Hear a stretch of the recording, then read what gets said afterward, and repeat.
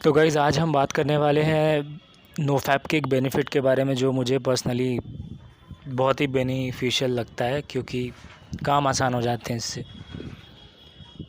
वो है मेरी वॉइस। कभी भी इंटरव्यूज़ में जाओ या कभी किसी नए लोगों से मिलो या नॉर्मल लाइफ में भी, तुम्हारी वॉइस है ना बहुत मैटर करती है। तुमको पता भी होगा जिनकी वॉइसेस पहले से जिनका वॉल्यूम थोड़ा डाउन रहता है या जिनको वर्ड्स नहीं मिलते हैं बोलने के टाइम पे, वो बहुत अच्छे से जानते होंगे ये प्रॉब्लम कितना परेशान करता है आपको डेली लाइफ में।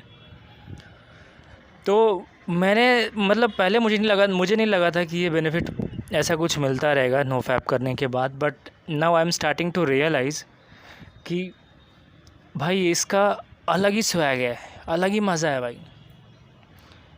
अब क्या होता है ना कि बोलने के टाइम पे ना मैं मेरी स्पीड को ना बहुत आराम से कंट्रोल करता हूँ।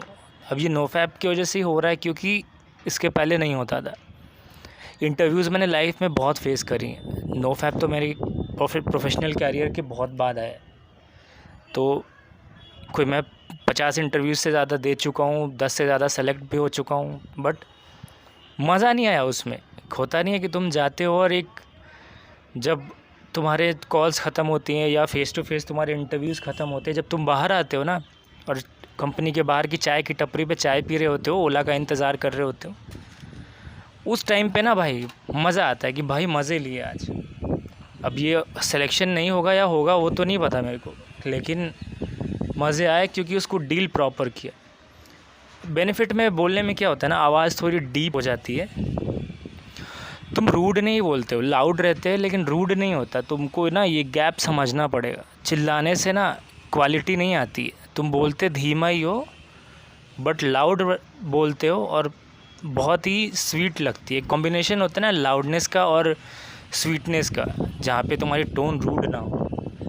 तो गाइस बहुत इम्प्रेस होता हो, लोग इम्प्रेस होते हैं मेरे से, तो नहीं तो मैं शायद ये वीडियो बना नहीं रहा होता।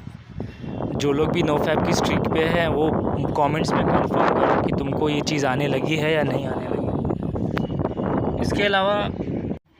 इसके अलावा बेनिफिट ये है, पहले क्या होता था ना कि कोई भी काम मुझे असाइन होता था ऑफिस में भी या नॉर्मल अपनी लाइफ में भी, घर वाले जो असाइन करते थे वो लोग हमेशा ना डाउट में रहते थे। मुझे लगता है हमेशा में वो लोग कंफर्म करते थे कि भाई तेरे को समझा है ना ठीक से क्या करना है।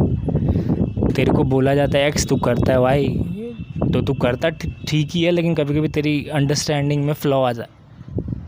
तो जब से मैंने 10 या 11 महीने के फैपिंग बंद करने के बाद मेरे को ऐसा लगता है ना कि क्लैरिटी मेरी बहुत सही हुई है। देखो तुम ये मत सोचना कि तुम जेम्स बॉन्ड बन जाओगे या टोनी स्टार्क बन जाओगे। ठीक है, मैं झूठ बोलने के लिए नहीं आया यहाँ पे। तुम तुम्हारा बेटर वर्जन बनते जाओगे। तुम किसी और से खुद को कंपेयर करके बैठोगे ना तो कोई ऐसी चीज़ नहीं होती, ठीक है ना। तो बेकार की चीज़ों में नहीं फंसते। क्लैरिटी से क्या होता है ना कि मेरे को चीज़ें बहुत बार पता होती हैं, 2 स्टेप 3 स्टेप आगे तक का मैं एनालाइज़ करने लगता हूँ और बहुत श्योरिटी के साथ चलता हूँ। पहले क्या होता था ना कि ये करते हैं फिर आगे वाला देखा जाएगा, ये वाला एटीट्यूड होता है। प्रिडिक्शन वाला एटीट्यूड नहीं था कि यार 2 कदम आगे का भी देख लेते हैं क्या है क्या नहीं। तो बहुत चीज़ें भगवान भरोसे चल रही थी। क्लैरिटी आने के बाद वो अच्छी हो गई है। वॉइस की बात करते हैं हम लोग।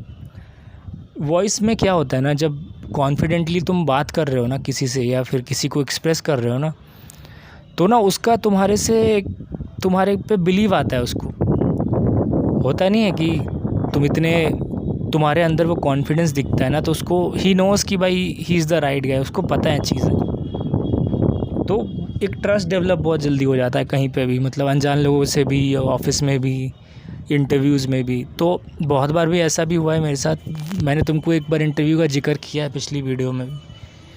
तो टेक्निकल पोजीशन के लिए इंटरव्यू दे रहा हूँ और वहाँ पे एचआर कह रही है कि your communication is good, let me check if there is another position for you which is not technical, more of a customer facing side.